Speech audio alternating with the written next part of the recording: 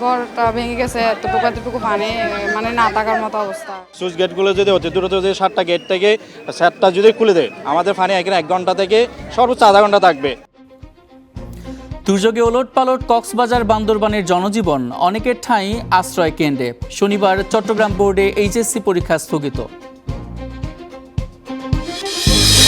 শেখ হাসিনা যদি দেশে ফিরে, কেবলমাত্র ফিরবে ফাঁসির রায় কার্যকর হওয়ার জন্য। শেখ হাসিনা দেশে ফিরলেই ফাঁসির রায় কার্যকরের দাবি এনসিপির। দেশে ফেরার ঘোষণাকে নির্জলা মিথ্যাচার হিসেবে দেখছেন জামাত আমির। তিনি তো বলছিলেন যে তিনি দেশ ছেড়ে যাবেন না, তিনি গিয়েছেন কিনা? গিয়েছেন তো, এখন তিনি বলতেছেন আসবেন, তিনি আসবেন না। ইনকিলাব কালচারাল সেন্টার নিয়ে বিরোধ, হাদির পরিবারের বিরুদ্ধে মালিকানা দাবির অভিযোগ পদত্যাগকারীদের। ষড়যন্ত্র বলছেন বোন মাসুমা। রাজধানীর মোহাম্মদপুরে প্রায় শতবর্ষী ভবনের একাংশে ধস, সংস্কারে অনীহা মালিকের ঝুঁকি নিয়ে 15 পরিবারের বসবাস। অনেক দিন থেকে বেকার হয়ে গেছে, এটা নিয়ে ওরা মানে গুরুত্ব দেয় না। অবশ্যই আমি ছেড়ে দিব, কারণ থাকা পসিবল না। বাড়িটারা বুঝতো যে এই বিল্ডিং ঝুঁকিপূর্ণ, তাহলে না আসাটাই বেটার, এখানে থাকাটা। বিশ্বকাপ উন্মাদনায় দেশ জুড়ে হানাহানি, ঝরল 11 প্রাণ। পারিবারিক ও সামাজিক বন্ধনের শিথিলতাকে দুষছেন বিশেষজ্ঞরা।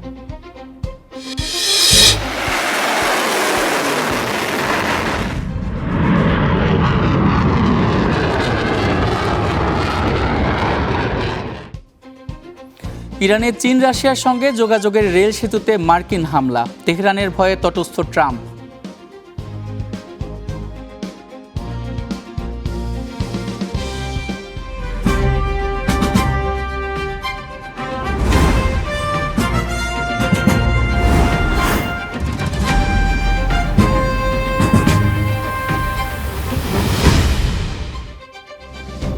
শুভেচ্ছা দেশে প্রবাসে, সঙ্গে আছি সাদিকা সানিমন।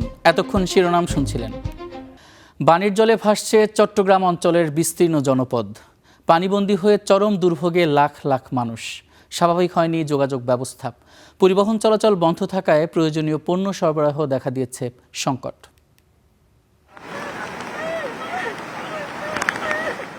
উঠান নেই চেনা পথ।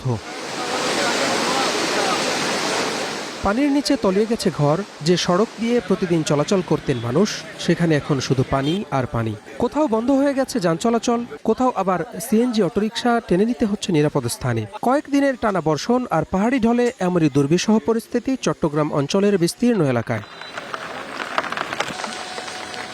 চট্টগ্রামের বাঁশখালী, সাতকানিয়া, লোহাগাড়া থেকে শুরু করে কক্সবাজারের চকরিয়া পর্যন্ত অনেক এলাকা ডুবে আছে এখনো। বসত বাড়িতে ঢুকে পড়েছে পানি। শুধু ভোগান্তি না, এরকম বৃষ্টি যদি আরো 2-1 দিন হয় তাহলে এখানে অবস্থা আরো বেশি খারাপ হয়ে যাবে। পাহাড়ি অঞ্চলে খুব ভারী বর্ষণ হচ্ছে, এর কারণে আমাদের গাড়ির চলাচল বন্ধ। এই যে আমরা কালকেও রুমা রোডে ঢুকতে চাইছিলাম, ঢুকতে পারি না। 12 মাইল পর্যন্ত গিয়ে এখানে অনেক পাহাড় ধস, তো ওখান থেকে আবার ফেরত চলে আসতে হয়েছে। যাত্রীদের অনেক ভোগান্তি। শুধু জলাবদ্ধতাই নয়, বিভিন্ন স্থানে পাহাড় ধস এবং সড়ক তলিয়ে যাওয়ায় রাঙ্গামাটি ও বান্দরবানের সঙ্গে চট্টগ্রামের সড়ক যোগাযোগও ব্যাহত। এতে বিচ্ছিন্ন হয়ে পড়েছে কয়েকটি উপজেলা। পরিবহন চলাচল বন্ধ থাকায় প্রয়োজনীয় পণ্য সরবরাহেও দেখা দিয়েছে সংকট। গাড়ি ঘোড়া চললে পারে, পানি উঠতে দিন নৌকালে ভাড়া ভরের ব্যবস্থার মাঝে কষ্ট আছে। পানির কারণে হচ্ছে যে আমরা বাইরের থেকে মাছ সংগ্রহ করতে পারছি না, সেই কারণে আজকে গতকালকেও আজকেও 2 দিন ধরে বাজারে মাছ খুবই সংকট। ক্রেতারও তেমন বড় আসছে না, বৃষ্টি বাদলে, ঝড় বাদলে বৃষ্টির কারণে। খাগড়াছড়িতেও পরিস্থিতি উদ্বেগজনক। পানিবন্দী হয়ে পড়েছে কয়েক হাজার পরিবার, ডুবে গেছে ঘরবাড়ি, আবাদি জমি ও গ্রামীণ সড়ক। টানা বৃষ্টিতে সাজেকে আটকে পড়া আরও 383 পর্যটককে নিরাপদে ফিরিয়ে এনেছে সেনাবাহিনী। Hasibur Rahman, Star News. বান্দরবানে বন্যা পরিস্থিতির মধ্যেই ঘরে ফিরতে শুরু করেছেন দুর্গতরা। তবে থেমে থেমে বৃষ্টি আবারও জন্ম দিয়েছে নতুন আশঙ্কার। বিভিন্ন স্থানে সরকারি ত্রাণ সহায়তা না পাওয়ার অভিযোগ করেছেন ভুক্তভোগীরা। বান্দরবান থেকে আরও জানাচ্ছেন নিবিড় সাহা, ছবি তুলেছেন বাসির আহমেদ। চারদিকে থই থই পানি। এ অবস্থায় ছেলেকে নিয়ে দোকানের তালা খুলেছেন মোহাম্মদ হানিফ। খুঁজছিলেন পুনরায় ব্যবহার করার মতো কিছু আছে কিনা। দোকানপাট নিয়ে খুব অসহায় আছি। মনে করেন এখন আজকের দিকে তো 4-5 দিন লইতে দোকানপাট করতে পারি না। বন্যায় নষ্ট হয়েছে অনার্স পড়ুয়া ছেলের বেশিরভাগ বই। দুর্বিষহ গল্পের সঙ্গে 3 দিন পর ঘরে ফিরে ধোয়া মোছার কাজ করছেন বাবা ছেলে। দোকানপাটে যে মালামাল ছিল সব নষ্ট হয়ে গেছে। ঘরের অবস্থা তো দেখতেই পাচ্ছেন কি অবস্থা। অনেক টাকার বই, খাতা, কলম যা ছিল পড়ালেখার মতো সবই শেষ। তারা যখন ঘরে কাজ করছেন সে সময় আবারও শুরু হয় বৃষ্টি। নতুন আশঙ্কা জাগে তাদের। আমাদের এলাকার পরিস্থিতি অনেক খারাপ এখন। আমাদের বসতবাড়ি ভেঙে যাচ্ছে, ওখানে আমাদের ঘরের পাশে একদম রাস্তা সব ভেঙে যাচ্ছে ওগুলা। বান্দরবান সদরের শেরেবাংলানগর এলাকার পুরো চিত্র ঠিক এমনই। চারদিকে পানি, কোথাও তা পৌঁছে গেছে বুক পর্যন্ত। তাই তো স্ত্রী সন্তানকে আশ্রয় কেন্দ্রে রেখে ঘর দেখতে এসেছেন মোহাম্মদ মহসিন। যতটুকু সম্ভব পরিষ্কার করছেন, জানালেন বেশিরভাগই নষ্ট হয়ে গেছে। বিছনা বাজার সব মাল সামান যা কিছু সব পচে যেত, এগুলো ভেজলে তো আর থাকে না, এগুলো তো ব্যবহার করা যায় না। উজানের পাহাড়ি ঢল আর ভারী বর্ষণে তলিয়েছে বান্দরবনের নিচু এলাকাগুলো। সড়ক যোগাযোগ বন্ধ হওয়ায় নৌকা ছাড়া যাতায়াতের কোনো উপায় নেই। যাতায়াত এখন কোনো জায়গায় যাতায়াত নেই, মানুষ পানির মধ্যে সাঁতারে যাইতে পারতেছে, তারা যেতেছে। আমরা সরকারের কাছে আবেদন করেছিলাম কিছুদিন আগে আমাদের এখানে যাতায়াতের জন্য কিছু নৌকা দেওয়ার জন্য। জেলা সদর থেকে 1.5 কিলো দূরে বালাঘাটা এলাকায় তলিয়েছে ঘরবাড়ি। পানিবন্দী হাজারের বেশি মানুষ। কয়েকদিন পার হলেও সেখানে এখনো পৌঁছায়নি কোনো ত্রাণ সহায়তা। বেশি হাসতা তা তো চাইলো নাই দেওয়া মাইয়া মানে হাইলে হতে পারতো না হাই। আমার দোকান ঢুকছে, দোকানে সব চিনি, ডাউল, চাউল সব চলে ভিজে গেছে। ট্রাম পায় না, মনে করো পানিতে যেতে পারে না, নৌকা নাই এখানে, এই জন্য যেতে পারে না আর কি। চলতি বছর বন্যায় বান্দরবনে 7টি উপজেলা বন্যায় প্লাবিত হয়েছে। থেমে থেমে বৃষ্টি হচ্ছে, সেই সাথে টানা কয়েকদিন যাবৎ পানিবন্দী এসব এলাকায় রয়েছে বিশুদ্ধ পানির সংকট। স্থানীয়রা আশঙ্কা করছেন বিভিন্ন পানিবাহিত রোগের। তাদের দাবি, এখনও সরকারি ত্রাণ পৌঁছায়নি বন্যা দুর্গত এসব এলাকায়। নিবিড় সাহা, স্টার নিউজ, বান্দরবন।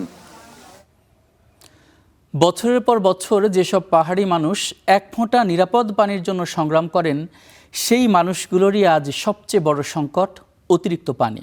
টানা বৃষ্টি আর পাহাড় ধসে ঘরবাড়ি ছেড়ে এখন আশ্রয়কেন্দ্রই তাদের একমাত্র ঠিকানা। নিরাপদ আশ্রয় মিললেও অনিশ্চয়তা কাটেনি। খাবার, বিশুদ্ধ পানি, ওষুধ আর ভবিষ্যতের দুশ্চিন্তা সব মিলিয়ে আশ্রয়কেন্দ্রগুলো যেন পরিণত হয়েছে মানবিক সংকটের প্রতিচ্ছবিতে। পাহাড় ধসের শঙ্কা, ঘরে পানি, চারপাশে অনিশ্চয়তা। জীবন বাঁচাতে তাই শেষ ভরসা এই আশ্রয়কেন্দ্র। নিজের ঘর, গবাদি পশু, ফসল সবকিছু পেছনে ফেলে শিশু আর বৃদ্ধদের নিয়ে নিরাপদ আশ্রয়ের খোঁজে হাজারো মানুষ। কেউ স্কুলে, কেউ উঁচু সড়কে, আবার কেউ সরকারি আশ্রয়কেন্দ্রে কাটাচ্ছেন দিনরাত। বাচ্চাদেরকে নিয়ে আসছে, ওরা তো খুব কান্না করে। এখানে কোনো জায়গায় চুলা বসে রান্না করবো, এটাও রান্না করতে দিচ্ছে না। একটা রুমের ভিতরে আমরা 7-8টা ফ্যামিলি কিভাবে থাকি, না কোনো বসার জায়গা, না কোনো শোয়ার জায়গা। কাল রাতে কয়েকটা ফ্যামিলি বসে বসে ঘুমাইছে, কি করবে, কোনো জায়গা নেই। রাঙ্গামাটি জেলায় এখন পর্যন্ত আশ্রয়কেন্দ্রে উঠেছেন 4392 জন। পার্শ্ববর্তী বান্দরবান, খাগড়াছড়ি আর কক্সবাজারেও বন্যা ও পাহাড় ধসের ঝুঁকি এড়াতে বহু পরিবার আশ্রয় নিয়েছেন নিরাপদ স্থানে। তবে আশ্রয় মিললেও স্বাভাবিক জীবন থেকে অনেক দূরে তারা। সীমিত জায়গায় গাদাগাদি করে থাকা, শিশুদের কান্না, বিশুদ্ধ পানির সংকট, প্রয়োজনীয় ওষুধের অভাব আর ভবিষ্যৎ নিয়ে উৎকণ্ঠা, সব মিলিয়ে প্রতিটি আশ্রয়কেন্দ্রই যেন এক একটি মানবিক সংগ্রামের গল্প। আসার পরে প্রশাসন থেকে আমাদের খাবার দাবার দেওয়া হয়েছে, কিন্তু এখানে স্কুলের বিভিন্ন রকমের সমস্যা আছে। বাথরুম এত পরিষ্কার নাই, বাড়িঘরের মধ্যে পানি উঠছে। আর ক্ষেত কামা আমাদের এলাকাতে আমাদের ক্ষেত কামার বেশি, এখানে পানির তলে সবার ক্ষেত কামার পানির তলে চলে গেছে। যারা আশ্রয় কেন্দ্রে আছেন তাদের উদ্বেগ, কবে ফিরতে পারবেন নিজের ঘরে, ঘরে ফিরলেও আদৌ কিছু অবশিষ্ট পাবেন কিনা তা নিয়েও আছে শঙ্কা। যদিও প্রয়োজনীয় সহায়তা অব্যাহত রাখার কথা জানিয়েছে জেলা প্রশাসন। সবাই মিলে সম্মিলিতভাবেই এই দুর্যোগের মোকাবিলা আমরা চেষ্টা করছি। এখন পর্যন্ত আমাদের আশ্রয় কেন্দ্রে কোনো ধরনের ত্রাণের ঘাটতি হয়নি। যেখানে কিছু আর্থিক সহযোগিতা দেওয়া দরকার সেটাও আমরা এখন পর্যন্ত নিশ্চিত করে রেখেছি। আবহাওয়া পুরোপুরি স্বাভাবিক না হওয়া পর্যন্ত হাজারো পরিবারের জন্য আশ্রয় কেন্দ্রগুলোই নিরাপত্তার শেষ ঠিকানা। Hasibur Rahman, Star News. বৈরী আবহাওয়া ও বন্যা পরিস্থিতির কারণে চট্টগ্রাম শিক্ষা বোর্ডের অধীনে শনিবারের এইচএসসি ও সমমানের পরীক্ষা স্থগিত করা হয়েছে। শুক্রবার বিকেলে দেওয়া সংবাদ বিজ্ঞপ্তিতে জানানো হয়, বোর্ডের আওতাধীন চট্টগ্রাম, কক্সবাজার, খাগড়াছড়ি, রাঙামাটি ও বান্দরবান জেলার সব কেন্দ্রে এইচএসসি ও সমমানের পরীক্ষা স্থগিত করা হয়েছে। স্থগিত পরীক্ষার নতুন কর্মসূচি পরে জানানো হবে। বিদ্যুৎ সংযোগ বিচ্ছিন্ন থাকায় কেন্দ্রের ভারপ্রাপ্ত কর্মকর্তাদের মাইকিং সহ স্থানীয়ভাবে বিষয়টি দ্রুত পরীক্ষার্থী এবং অভিভাবকদের জানাতে নির্দেশনা দেওয়া হচ্ছে বিজ্ঞপ্তিতে।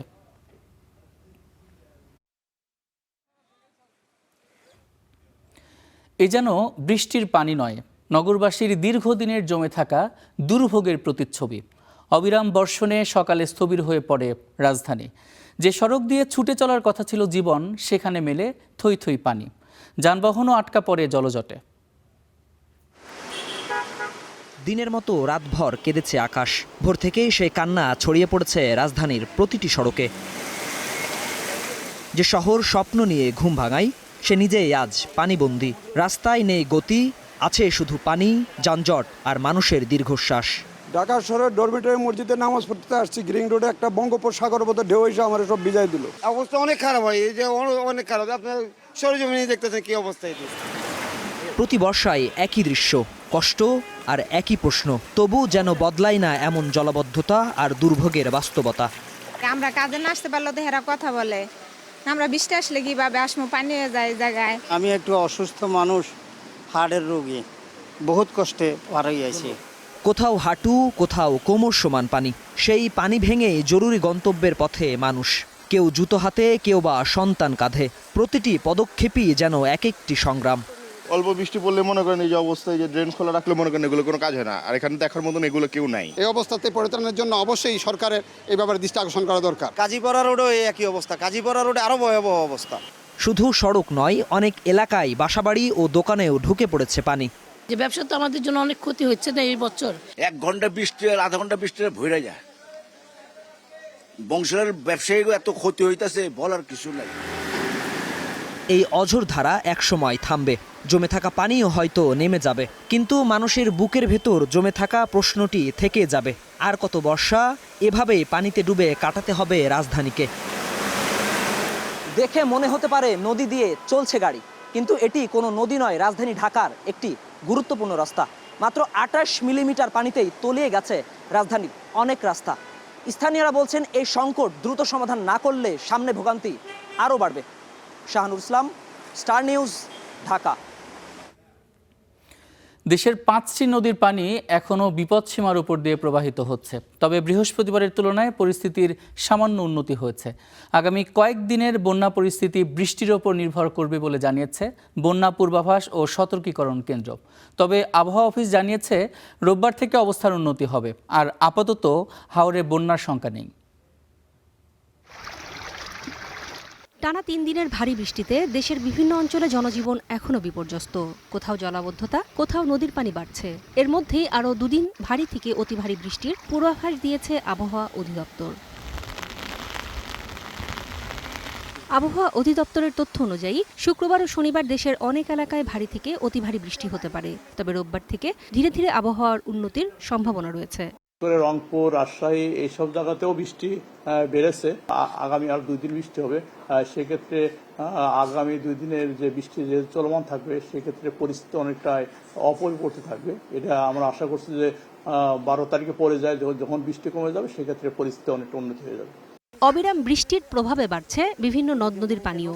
বন্যা পূর্বাভাস ও সতর্কীকরণ কেন্দ্র জানিয়েছে, সাঙ্গু, মাতামুহুরী, কুশিয়ারা, মনু ও খোয়াই নদীর 9টি স্টেশনে পানি বিপদসীমার উপর দিয়ে প্রবাহিত হচ্ছে। এছাড়া তিস্তা, সুরমা, সোমেশ্বরী ও ছোট ফেনী নদীর কয়েকটি পয়েন্ট সতর্কসীমার কাছাকাছি রয়েছে।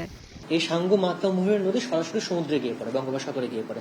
সো ওই পানি নিচে যে অন্য কোথাও হিট করে বন্যা হওয়ার আশঙ্কা নেই। সো ওই পানি সরাসরি সাগরে চলে যাবে। হাওরের যে বন্যা, আমরা যেটা প্রাক মৌসুমী বন্যা বলে থেকে ধানের জন্য, ওরকম কোনো বন্যার আশঙ্কা এই মুহূর্তে নেই। সার্বক্ষণিক পরিস্থিতি পর্যবেক্ষণ করছে আবহাওয়া অধিদপ্তর এবং বন্যা পূর্বাভাস ও সতর্কীকরণ কেন্দ্র। নূরে জান্নাত, স্টার নিউজ, ঢাকা। এদিকে বৃষ্টির অজুহাতে আকাশ ছোঁয়া দাম মাছ মুরগির। বিক্রেতাদের দাবি, পণ্য পরিবহনে বাড়তি খরচ গুনতে হচ্ছে, যার সরাসরি প্রভাব পড়েছে বাজারে। তদারকির অভাবে সিন্ডিকেটের কারসাজিতে ক্ষুব্ধ সাধারণ ক্রেতারা। কয়েকদিনের টানা বর্ষণে রাজধানীর সড়ক থেকে কাঁচাবাজার এখন কাদাজলে একাকার। এই বৈরী আবহাওয়া আর বৃষ্টি উপেক্ষা করেই থমকে যাওয়া জনজীবনে চলে ছুটির দিনের কেনাকাটা। টানা বৃষ্টিতেও বাজারে সবজির সরবরাহ না কমায় দাম কিছুটা সহনশীল। তবে 250 টাকায় বিক্রি হচ্ছে টমেটো, আর সেঞ্চুরি ছুঁয়েছে বেগুন। বৃষ্টির অজুহাতে ব্রয়লার মুরগিও ছাড়িয়েছে 180 টাকা। বিক্রেতারা বলছেন, বৃষ্টির কারণে পণ্য পরিবহনে বাড়তি খরচ গুনতে হচ্ছে, যার সরাসরি প্রভাব পড়ছে মাছ ও মুরগির খুচরা দামে। চিংড়ি মাছ আগে আনতাম 1200, আজকে আনছি 1530, মাল নাই। আর ইলিশ মাছ যেটা আনতাম 500 টাকা কেজি, ওখানে 3000 টাকা কেজি পদ্মারটা। আর যেটা হলো কলেস্টার, এটা হলো 1800 টাকা, 2000 টাকা কেজি। এখন বৃষ্টির কারণে আপনার ওই যে মাল একটু কম আমদানি হচ্ছে, তাছাড়া ফসলও কিছু নষ্ট হয়ে যাইতেছে, এই জন্য একটু দাম একটু বাড়তি। তা আর এমনিতে যেগুলো আনসিজন, যেগুলো সবজি, টমেটো কিন্তু এখন বাংলাদেশের সিজন না, এ কিন্তু বাইরের প্রোডাক্ট এখন, এই জন্য একটু দাম বেশি। কাদা পানি মারিয়ে বাজারে আসা ক্রেতাদের অভিযোগ, মাছের চড়া দামে পকেট ফাঁকা হচ্ছে। দুর্যোগপূর্ণ আবহাওয়ার অজুহাতে ব্যবসায়ীরা দাম বাড়ালেও কোনো নজরদারি বা তদারকি নেই প্রশাসনের। সবজি বৃষ্টির কারণে হয়তো একটু বেশি বেড়ে গেছে, যেমন পটল 180 টাকা কেজি, অন্য দিনের তুলনায় বৃষ্টির কারণে একটু বেশি মনে হচ্ছে। ক্রেতাদের শঙ্কা, মধ্যস্বত্বভোগী সিন্ডিকেট না ভাঙলে টানা বৃষ্টিতে সামনে আরও দাম বাড়বে নিত্যপণ্যের। Fahim Yusuf, Star News, Dhaka. বন্যায় ক্ষতিগ্রস্ত মানুষের পাশে দাঁড়াতে প্রশাসনকে নির্দেশ দিয়েছেন প্রধানমন্ত্রী তারেক রহমান। সরকারি বাংলা কলেজের প্রাক্তন শিক্ষার্থীদের মিলন মেলায় এই কথা জানান প্রধানমন্ত্রীর উপদেষ্টা মাহদি আমিন। ভারী বর্ষণ, পাহাড়ি ঢলে দেশের 5 জেলার লাখো মানুষ পানিবন্দী। বন্যায় ক্ষতিগ্রস্ত এসব মানুষের পাশে দাঁড়াতে প্রশাসনকে নির্দেশ দিয়েছেন প্রধানমন্ত্রী তারেক রহমান। শুক্রবার সরকারি বাংলা কলেজের প্রাক্তন শিক্ষার্থীদের মিলন মেলায় এই কথা জানান প্রধানমন্ত্রীর উপদেষ্টা মাহদি আমিন। কোথাও কোথাও পাহাড় ধস হয়েছে, অনেকগুলো মানুষ মারা গিয়েছেন। এটি অত্যন্ত আমাদেরকে ব্যথিত করেছে, গভীরভাবে মর্মাহত করেছে। জনগণের নির্বাচিত সরকারের মাননীয় প্রধানমন্ত্রী এটিকে নিয়ে অত্যন্ত দৃঢ়ভাবে প্রশাসনকে, আইন শৃঙ্খলা বাহিনীকে এবং সর্বস্তরের সকল যারা প্রশাসনের রাষ্ট্রযন্ত্রের সাথে জড়িত হয়েছেন নির্দেশনা দিয়েছেন যেন জনগণের সাথে থাকেন, জনগণের পাশে থাকেন। ইতিমধ্যে আমরা দেখেছি উনি খুব স্বল্প সময়ের ভেতরে 2,15,00,000 টাকা নগদ অর্থ সহায়তা দিয়েছেন। অনুষ্ঠানে শিক্ষা প্রতিষ্ঠানে শৃঙ্খলা রক্ষায় ঐক্যের বার্তা দেন সরকার ও বিরোধী দলের সংসদ সদস্যরা। কিছু বিষয়ে সকল দল মত রাজনীতির ঊর্ধ্বে থাকতে হবে। আমাদের পরবর্তী প্রজন্মের জন্য তার চাইতে নির্মল, তার চাইতে সমৃদ্ধশালী, তার চাইতে ঐক্যবদ্ধ একটি বাংলাদেশ যেন আমরা রেখে যেতে পারি। এদিন সরকারি বাংলা কলেজের 1962 থেকে 2026-এর প্রাক্তন শিক্ষার্থীরা একসাথে হন কলেজ প্রাঙ্গণে। সিফাত শাহরিয়ার, স্টার নিউজ, ঢাকা। শেখ হাসিনা দেশ ছেড়ে পালাবেন না বলেও তিনি পালিয়েছেন। এবারও আসার কথা বলে মিথ্যাচার করছেন। তিনি যেটা বলেন সেটা করেন না বলে মন্তব্য করেছেন জামাত আমির শফিকুর রহমান। চট্টগ্রামে পাহাড় এবং দেয়াল ধসে নিহতদের পরিবারকে অর্থ প্রদান অনুষ্ঠানে আমির এ কথা বলেন। সংসদে শুনেছি যে এই পদক্ষেপ নেওয়া হয়েছে, কিন্তু আমি দেখি নাই কিছু। তিনি তো বলছিলেন যে তিনি দেশ ছেড়ে যাবেন না। তিনি গিয়েছেন কিনা? গিয়েছেন তো। এখন তিনি বলতেছেন আসবেন, তিনি আসবেন না। শেখ হাসিনা দেশে ফিরলে তাকে আদালতের রায় অনুযায়ী ফাঁসির দণ্ড কার্যকর করতে হবে বলেছেন সংসদের বিরোধী দলীয় চিফ হুইপ নাহিদ ইসলাম। তার মতে শেখ হাসিনা দেশে ফিরলে কেবলমাত্র রায় কার্যকরের জন্যই ফিরবেন। বলেন তার ফাঁসি কার্যকর দেশের রাজনৈতিক স্থিতিশীলতার জন্য গুরুত্বপূর্ণ। শুক্রবার বিকেলে রাজধানীতে এক অনুষ্ঠানে তিনি এসব কথা বলেন। রায় অলরেডি হয়ে গিয়েছে, এখন এটা কার্যকর করতে হবে। শেখ হাসিনা যদি দেশে ফিরে কেবলমাত্র ফিরবে ফাঁসির রায় কার্যকর হওয়ার জন্য। ফলে সেটার জন্য আমরাও চাই যে ফাঁসির রায় কার্যকর হোক, শেখ হাসিনা সহ অন্য যাদের বিরুদ্ধেই এই রায় হয়েছে। আওয়ামী লীগ কোনো রাজনৈতিক দল না, এটা একটা ভারতের দিল্লির একটা নিয়ন্ত্রিত একটা দল। শেখ হাসিনা আসবেন কি আসবেন না, কিভাবে আসবেন, বিচার হবে কিনা, এটা মূলত দিল্লির সাথে সিদ্ধান্ত। ঢাকার সাথে দিল্লির কূটনৈতিক রাজনৈতিক বোঝাপড়াই উপর এটা নির্ভর করবে। বানভাসীদের পাশে দাঁড়াতে সবার প্রতি আহ্বান জানিয়েছেন বিরোধী দলীয় নেতা শফিকুর রহমান। সকালে চট্টগ্রামে দুর্গত এলাকা পরিদর্শনে যান তিনি, দেন ত্রাণ সহায়তা। অথই জলে ডুবে আছে বসতঘর স্থাপনা। এই চিত্র চট্টগ্রামের বাঁশখালীর পশ্চিম গুনাগুড়ি এলাকার। টানা বর্ষণ আর জোয়ারের পানিতে গত 3 দিন ধরেই এভাবে জলাবদ্ধ এই জনপদ সহ আশপাশের বিশাল এলাকা। বানভাসী ষাটোর্ধ ননিবালা, ঘরবাড়ি ডুবে এখন রাস্তায় যার আশ্রয়। দিনের মধ্যে অনেক কান্দি রোডত বই এখন আর হরে যে বাজি হুদাই করি গিয়ে বন্দাই করি গিয়ে না হার হইও। বাঁশখালী, সাতকানিয়া, লোহাগাড়া, চন্দনাইশের বিস্তীর্ণ এলাকায় গত কয়েকদিন ধরেই পানিবন্দী লাখ লাখ মানুষ। মুরগির খামার, মাছের ঘের, ব্যবসা প্রতিষ্ঠান ডুবে ক্ষয়ক্ষতি ছাড়িয়েছে শত কোটি টাকা। মুরগিগুলো যেগুলো মরে গেছে এগুলো তো নদীর মধ্যে বাসা দিয়েছি, বাকিটা অল্প কতটুকু যেগুলো আছে কাঁচার মধ্যে আছে। ব্যবসা বাণিজ্য করি না পারে, হানাফি না খাই না পারি, বার করে নিলি না পারি, আমার আর বেশি কষ্ট যাবে। স্লুইস গেটগুলো যদি অতি দ্রুত যদি 7টা গেট থেকে 7টা যদি খুলে দেয়, আমাদের পানি এখানে 1 ঘন্টা থেকে সর্বোচ্চ আধা ঘন্টা থাকবে। শুক্রবার বাঁশখালী ও সাতকানিয়ার বন্যা দুর্গত এলাকা পরিদর্শন করে ক্ষতিগ্রস্তদের মাঝে ত্রাণ বিতরণ করেন জামায়াত আমির ও বিরোধী দলীয় নেতা শফিকুর রহমান। বলেন, বন্যা দুর্গত মানুষের সীমাহীন কষ্ট ধারণার চেয়েও অনেক বেশি। আমাদের পক্ষ থেকে সাহায্য সহযোগিতা যা পারি তাও করব এবং ফিরে গিয়ে আমরা সরকারকে এই ব্যাপারে অবহিত করে অবশ্যই আপনাদের হয়েই দাবি জানাবো, শুধু রিলিফ নয়, এই এলাকার বন্যার স্থায়ী সমাধান যাতে হয় এই জন্য যা যা করার দরকার সব কথাই আমরা বলবো। এর আগে চট্টগ্রাম পৌঁছে জামায়াত আমির বলেন, রংপুর অঞ্চলের মানুষদের বাঁচাতে দ্রুত তিস্তা মহাপরিকল্পনা বাস্তবায়ন করা জরুরি। আপনারা জানেন যে ইতিমধ্যে তিস্তা মহাপরিকল্পনা বাস্তবায়নে আমাদের পক্ষ থেকে জোরালো দাবি উত্থাপন করা হয়েছে। বানভাসীদের পাশে দাঁড়াতে সবার প্রতি আহ্বান জানান বিরোধী দলীয় নেতা। ইমদাদুল হক, স্টার নিউজ, বাঁশখালী, চট্টগ্রাম। দেখছেন দেশে প্রবাসে, ফিরছে একটু পর।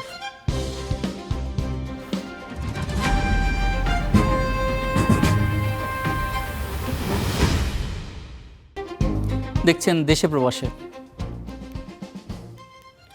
শহীদ ওসমান হাদির ইনকিলাব কালচারাল সেন্টারকে ঘিরে পরিবার এবং পরিচালনা কমিটির মধ্যে তৈরি হয়েছে বিরোধ। অর্থের স্বচ্ছতা, মালিকানা এবং সিদ্ধান্ত গ্রহণ নিয়ে অভিযোগ পাল্টা অভিযোগের মুখে পদত্যাগ করেছেন নির্বাহী কমিটির সদস্যরা। তবে অভিযোগ অস্বীকার করে ষড়যন্ত্রের অভিযোগ তুলেছেন হাদির বোন। ফরহাদ বিন নূরের বিশেষ রিপোর্ট।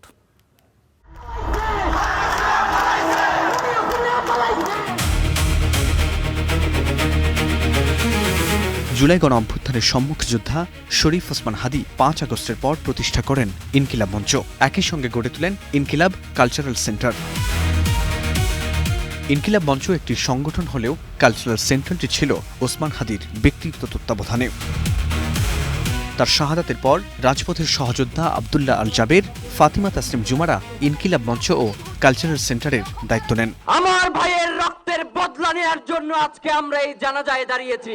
সরকার হাদির ছেলে ফিরনাসের নামে 1 কোটি টাকা ও একটি ফ্ল্যাট দেয়। অন্যদিকে মেজো ভাই ওমর বিন হাদিকে যুক্তরাজ্যের বার্মিংহামে বাংলাদেশের সহকারী হাইকমিশনে চাকরি দেওয়া হয়। সে সময় ফিরনাসকে যুক্তরাজ্যে নিতে চাইলেও এতে তীব্র আপত্তি জানান হাদির স্ত্রী রাবেয়া ইসলাম শম্পা।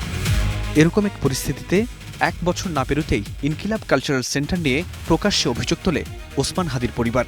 অর্থের ব্যবহার, স্বচ্ছতা ও মালিকানা নিয়ে প্রশ্ন তোলেন হাদির মেঝো ভাই। ওয়ারিশদের দাবি, অপপ্রচার, অপবাদ ও কুৎসার কারণে বুধবার রাতে সামাজিক মাধ্যমে নির্বাহী কমিটির সবাই আর্থিক হিসেব দ্রুত সময়ের মধ্যে দেওয়ার ঘোষণা দিয়ে কালচারাল সেন্টার থেকে দায়িত্ব ছেড়ে দেন। এটার একটা ট্রাস্ট হওয়ার কথা ছিল, কিন্তু শহীদ ওসমান হাদি সেটা সম্পন্ন করে যেতে পারেননি। এইটা ঘিরে এক ধরনের লিগ্যাল ইস্যু তৈরি হয়েছে। তখন আমাদের মনে হয়েছে যে ইনকিলাব কালচারাল সেন্টার তার যারা দাবি করেছে তাদের কাছে দিয়ে দেওয়াই বেটার, যেহেতু আমাদের কাছে প্রতিষ্ঠানটা মুখ্য না, বরং এই সংগ্রামটাই মুখ্য। সেই সংগ্রাম আমরা ইনকিলাব মঞ্চ থেকে চালিয়ে যেতে পারবো। তবে এমন দাবির কথা অস্বীকার করেন হাদির বোন মাসুমা হাদি। তার পাল্টা অভিযোগ, বরং পরিকল্পিতভাবে হাদির পরিবারকেই ইনকিলাব কালচারাল সেন্টার থেকে দূরে সরিয়ে দেওয়ার চেষ্টা করা হয়েছে। আমার সাথে কোনো যোগাযোগ রাখে না, বলছে যেটা পরিবারের কিছু না, এখানে পরিবারের কি আশা যাবে না, আলহামদুলিল্লাহ শেষ, তাহলে থাক, আমি দূরেই থাকলাম, তোরা তোদের মতো কাজ কর। এখন আমার কথা হলো, ওরা যে কেউ যেতেই পারে, যার ভালো লাগে না লাগে যেতে পারে, সমস্যা নাই, কিন্তু সেইটাই ভাবে পরিবারের উপর মিথ্যে অপবাদ দিয়ে কেন বলেন তো? আমরা কোনো ফ্যামিলির মেম্বার ওইখানে কোনো কমিটি হইতে চাই না, ওটা দখলদারিও করতে চাই না, কোনো অর্থনৈতিক ভাবে সুবিধা চাই না, কিছুই চাই না। সোজা কথা, জাবের ও জুমা ইনকিলাব কালচারাল সেন্টার ছাড়লেও ইনকিলাব মঞ্চের মাধ্যমে হাদির স্বপ্ন বাস্তবায়নে রাজনীতির মাঠে থাকার ঘোষণা দিয়েছেন। ফরহাদ বিন নূর, স্টার নিউজ, ঢাকা। জুলাই আন্দোলনের দ্বিতীয় বর্ষপূর্তি ঘিরে নাটোর ও নোয়াখালীতে পদযাত্রা এবং সমাবেশ করেছে জাতীয় নাগরিক পার্টি। এতে নাটোরে কর্মসূচিতে অংশ নিয়েছেন উত্তরাঞ্চলের মুখ্য সংগঠক সার্জিস আলম। তিনি বলেছেন, ন্যায় এবং ইনসাফের লড়াই চলতে থাকলে 5 বছর পর এনসিপির সঙ্গে কয়েক কোটি মানুষ থাকবে। আর নোয়াখালীতে জুলাই আন্দোলনের দ্বিতীয় বর্ষপূর্তির পদযাত্রায় অংশ নেন দক্ষিণাঞ্চলের মুখ্য সংগঠক হাসনাত আবদুল্লাহ। বলেন, তরুণ প্রজন্ম সংসদে বাংলার জনগণের কণ্ঠস্বর হয়ে উঠেছে। এর আগে পদযাত্রায় অংশ নেন তারা ছিলেন হান্নান মাসুদ সহ কেন্দ্রীয় ও স্থানীয় নেতাকর্মীরা।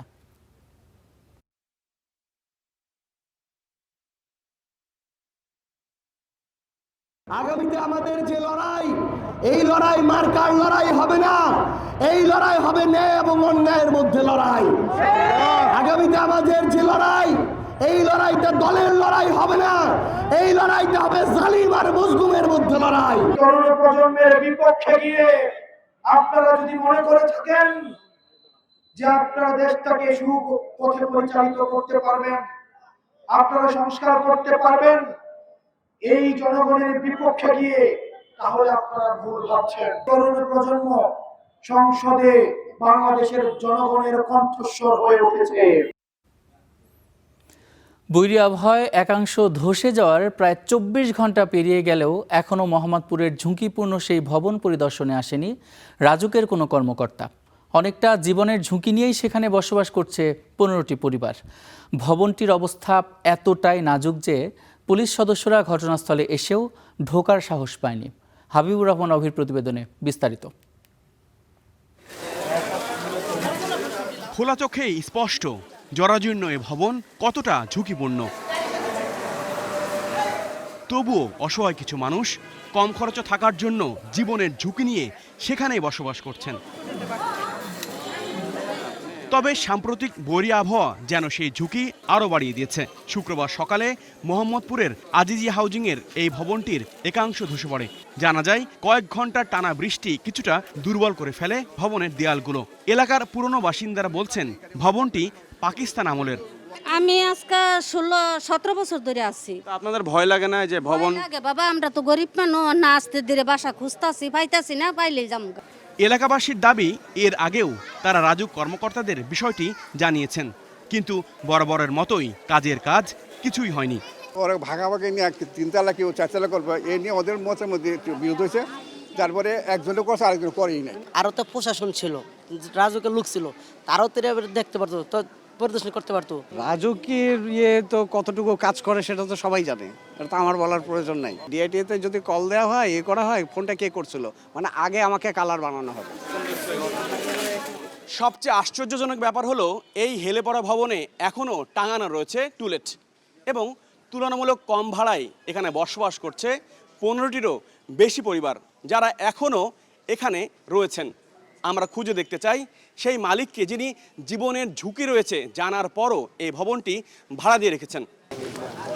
মোহাম্মদপুরের কাদেরিয়া মাদ্রাসা রোডের পাশেই থাকেন ভবনের 2 মালিকের একজন।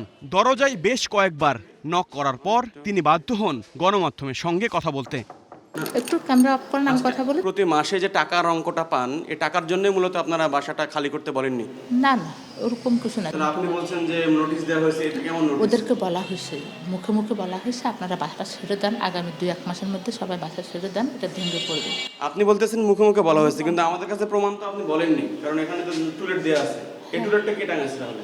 আরও ভয়ঙ্কর তথ্য হলো, এই ভবনের আরেকজন মালিক তাহমিনা, যিনি থাকেন এই ভবনের 3 তলাতেই। তার বিরুদ্ধেও রয়েছে নানা অভিযোগ। দ্রুত প্রশাসনের উদ্যোগে বড় কোনো দুর্ঘটনা থেকে বসবাসকারী মানুষেরা রেহাই পাবে, এমনটাই প্রত্যাশা স্থানীয়দের। Habibur Rahman Ofi, Star News, Dhaka. বিশ্বকাপ বিশ্বের সবচেয়ে বড় ফুটবল আসর। প্রতি 4 বছর পর পর এই উৎসবে মাতে কোটি কোটি মানুষ। কিন্তু যে বিশ্বকাপে বাংলাদেশের কোনো দলই অংশ নেয় না, সেই বিশ্বকাপের উন্মাদনায় এবার বাংলাদেশেই ঝরেছে 11টি তাজা প্রাণ। ফুটবলের সবচেয়ে বড় আসর ফিফা বিশ্বকাপ। হাজার হাজার কিলোমিটার দূরে চললেও সেই খেলার উত্তাপ বাংলাদেশেও। বিশ্বকাপে বাংলাদেশ যেন ভাগ হয়ে যায় আর্জেন্টিনা, ব্রাজিল, স্পেন, ফ্রান্স কিংবা অন্য কোনো দেশের সমর্থকে। বন্ধু হয়ে যায় প্রতিপক্ষ বা প্রতিদ্বন্দ্বী। তবে আনন্দের এই উৎসবে যোগ হয়েছে মৃত্যুর ঘটনা। গত এক মাসে বিশ্বকাপ ঘিরে বিভিন্ন ঘটনায় এখন পর্যন্ত প্রাণ গেছে 11 জনের, আহত আরও কয়েক ডজন। এটা খুবই দুঃখজনক এবং আশঙ্কাজনক। আমাদের উন্মাদনার পাশাপাশি এটাকে খুবই সতর্কতার সাথে আমাদের এইটা আনন্দটা উপভোগ করতে হবে। এটা কোনো সহিংসতায় যেন না যায়। আবেগের পাশাপাশি আমাদেরকে পরিবারকে নিয়ে ভাবতে হবে যে আমার কিছু হয়ে গেলে আমার পরিবারকে কে দেখবে, কে দেখাশোনা করবে। কমপ্লিটলি ইররেলেভেন্ট এটা, যে পলিটিক্সের সাথে স্পোর্টস ইনভলভমেন্ট করা, এটা কোনো একটা প্লেয়ারও দেখতে চায় না। আমাদের জন্য মেসি বা রোনালদো হোক, আমাদের জন্য দুজনই সেরা প্লেয়ার। যে সাপোর্টটা এটা নিজেদের মধ্যে রাখা উচিত। এনজয়মেন্ট, সবাই একসাথে মজা করুক, আনন্দ করুক, একসাথে দেখুক, বাট এত ক্রাইস, এত ভায়োলেন্স তো হওয়ার দরকার নেই। এবার বড় পর্দায় খেলা দেখানো, বিশ্বকাপ ঘিরে সংঘাত, শব্দদূষণ ও জনদুর্ভোগ নিয়ন্ত্রণে নীতিমালা চেয়ে হাইকোর্টে রিট করেছেন এক আইনজীবী। 4 বছর পরে আবার আসবে এবং আরো অনেকগুলা স্পোর্টিং ইভেন্ট আছে বাংলাদেশে বা ইন্টারন্যাশনাল অনেক স্পোর্টিং ইভেন্ট আছে। এই খেলাকে কেন্দ্র করে বিনোদনের জায়গা থেকে যদি বৈরিতা তৈরি হয় এবং সেটা কোনো পর্যায়ে চলে যায়, তখন যদি 11 জন মারাই গেছে, প্রতি বিশ্বকাপে এরকম 5 থেকে 10 জন এভারেজে মারা যাচ্ছে। খেলার প্রতি আবেগ স্বাভাবিক, কিন্তু সেই আবেগ যখন সহনশীলতার মাত্রা ছাড়িয়ে সংঘর্ষ তৈরি করছে, তখন তাদের চিহ্নিত করে আইনের আওতায় আনার তাগিদ দিচ্ছেন এই অপরাধ বিশেষজ্ঞ। বিপরীত অবস্থানটাকে যদি শুধু আলোচনার মধ্যে সীমিত রাখতে পারতেন বা রাখা যেত, তাহলে সেটাই আবেগের সবচেয়ে যথাযথ চর্চা বা অনুশীলন হতো, কিন্তু সেটা তো পারছে না। এখন পর্যন্ত 11 জনের মৃত্যু হয়েছে, প্রায় 50 জনের মতো মানুষ আহত হয়েছেন। তো এটি তো ভালো কোনো ইঙ্গিত লক্ষ্য করে না। এবং এর মধ্যে দিয়ে আমরা যেটা উপলব্ধি করি বা আমাদের যেটা পর্যালোচনা, সেটি হচ্ছে এখানে ফুটবল একটা উপলক্ষ মাত্র। এখানে আমাদের জাতিগত যে বিরোধের যে মানসিকতা, বিভাজনের যে মানসিকতা, সেটি সামাজিকভাবে, রাজনৈতিকভাবে, সাংস্কৃতিকভাবে তারই একটা বহিঃপ্রকাশ কিন্তু আমরা লক্ষ্য করছি। ফুটবল শুধু একটা উপলক্ষ।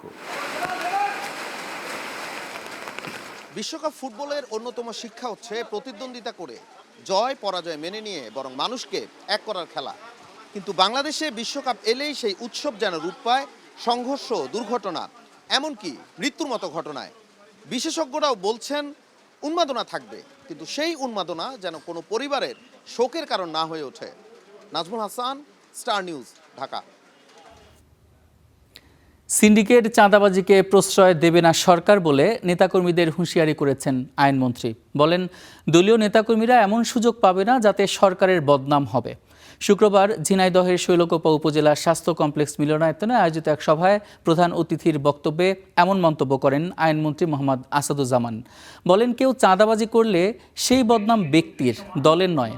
সম্প্রতি জোর করে চেক সই নেওয়ার ঘটনা উল্লেখ করে মন্ত্রী বলেন, অপরাধী যত বড় নেতাই হোক, তার পরিচয় সে অপরাধী। আওয়ামী লীগের মতো লুটপাটের সুযোগ কাউকে দেওয়া হবে না বলেও হুঁশিয়ারি দেন মন্ত্রী। দল করতে হলে শহীদ রাষ্ট্রপতি জিয়াউর রহমানের আদর্শে দল করতে হলে তার জায়গায় কমিটেড থাকতে হবে। কেউ যদি মনে করেন যে আওয়ামী লীগ লুটপাট করেছে, আওয়ামী লীগ এটা করেছে, আওয়ামী লীগ দুর্নীতি করেছে, সুতরাং তার জায়গায় খালি হয়েছে, আমি সেই জায়গায় বসে গেলাম, এইটা কিন্তু ভুল ধারণা নিয়ে আপনারা আগামী এরকম একটা ধারণা করবেন না। জীবনের শেষ প্রান্তে এসে একটু নিরাপদ আশ্রয় জোটেনি ববি বেগমের। বাক প্রতিবন্ধী অসহায় এই বৃদ্ধার শেষ সঞ্চয় ছিল মাত্র 20,000 টাকা। সেই টাকার জন্যই প্রাণ দিতে হলো তাকে। নরসিংদীর মিথিকান্দার রেল স্টেশনের সেই হৃদয় বিদারক হত্যাকাণ্ডের রহস্য উন্মোচনের দাবি করেছে র্যাব। জানিয়েছে, রেল স্টেশন এবং জনবহুল এলাকায় অপরাধ দমনে নজরদারি আরও জোরদার করা হবে।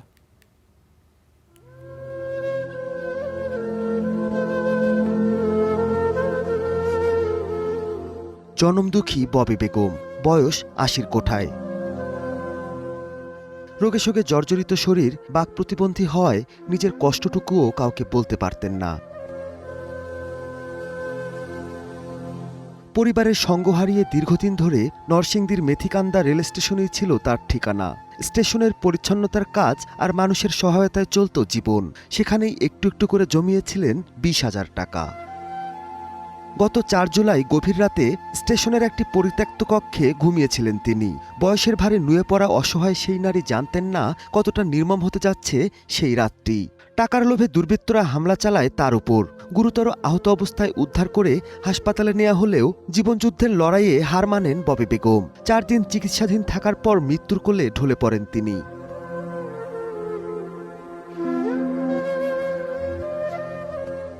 এ ঘটনায় নরসিংদী ও ব্রাহ্মণবাড়িয়া থেকে 6 জনকে গ্রেপ্তার করেছে র্যাব। প্রাথমিক জিজ্ঞাসাবাদে হত্যার পেছনে অর্থ লুটের বিষয়টি সামনে এসেছে বলে জানিয়েছে তারা। প্রথমে আমরা 3 জনকে গ্রেপ্তার করি নরসিংদী জেলা থেকে।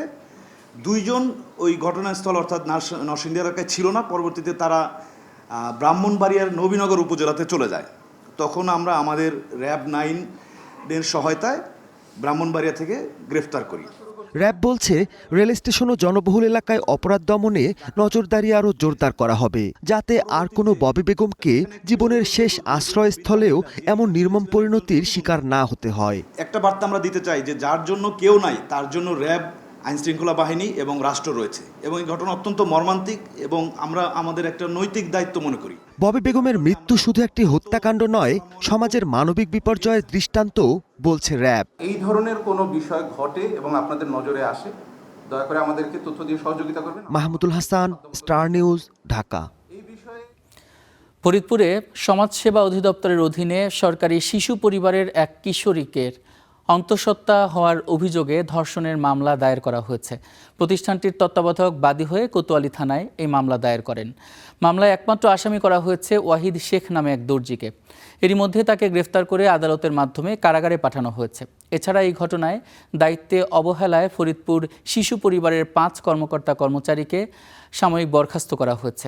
মামলার তথ্য অনুযায়ী স্কুলে আসা যাওয়ার সময় চকলেটের প্রলোভন দেখিয়ে ভুক্তভোগী কিশোরীকে ধর্ষণ করেন অভিযুক্ত। শারীরিক জটিলতা দেখা দিলে চিকিৎসকের কাছে নেওয়া হয় কিশোরীকে। পরে পরীক্ষা নিরীক্ষার পর জানা যায় সে 27 সপ্তাহের অন্তঃসত্ত্বা।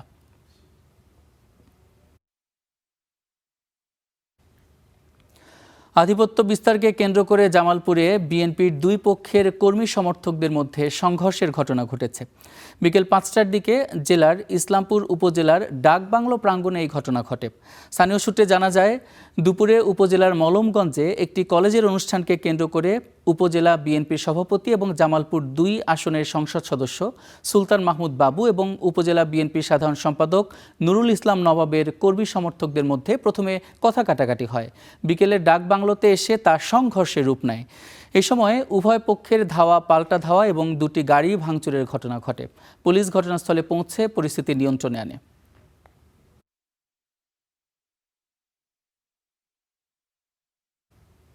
দেখছেন দেশে প্রবাসে, ফিরছে একটু পর।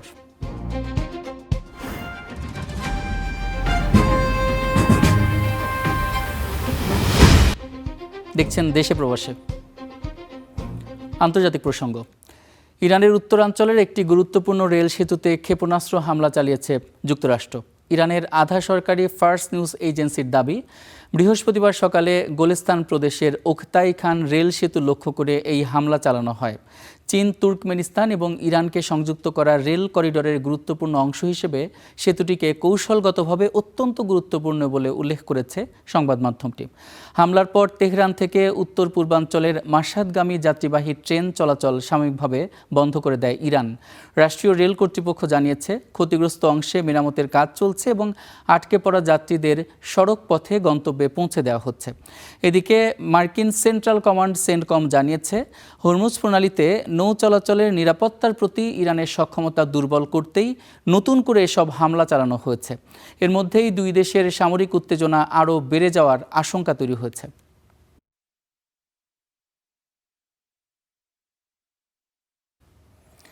ইরানের সম্ভাব্য নিরাপত্তা হুমকির আশঙ্কায় নতুন উড়োজাহাজে ছেড়ে আবারও পুরনো এয়ারফোর্স 1-এ চড়ে তুরস্ক ত্যাগ করেছেন মার্কিন প্রেসিডেন্ট ডোনাল্ড ট্রাম্প। নেটো সম্মেলন শেষে দেশে ফেরার সময় মার্কিন সিক্রেট সার্ভিসের পরামর্শে শেষ মুহূর্তে এই সিদ্ধান্ত নেন তিনি। মার্কিন সংবাদ মাধ্যম নিউ ইয়র্ক টাইমস জানিয়েছে, কাতারের উপহার হিসেবে পাওয়া নতুন উড়োজাহাজটিতে এখনও পূর্ণাঙ্গ ক্ষেপণাস্ত্র প্রতিরক্ষা ব্যবস্থা সংযোজন করা হয়নি। ফলে বিদেশ সফরে এটি ব্যবহার নিরাপদ নয় বলে মনে করেন নিরাপত্তা কর্মকর্তারা। এদিকে মার্কিন গোয়েন্দা সংস্থাগুলোর বর্তমান মূল্যায়ন অনুযায়ী এই মুহূর্তে ট্রাম্পকে হত্যার কোনো তাৎক্ষণিক পরিকল্পনার প্রমাণ মেলেনি। তবে কর্মকর্তারা বলছেন, যুক্তরাষ্ট্র এবং ইরানের চলমান উত্তেজনার মধ্যেই সম্ভাব্য সব ধরনের নিরাপত্তা ঝুঁকি বিবেচনায় রেখে অতিরিক্ত সতর্কতা নেওয়া হচ্ছে।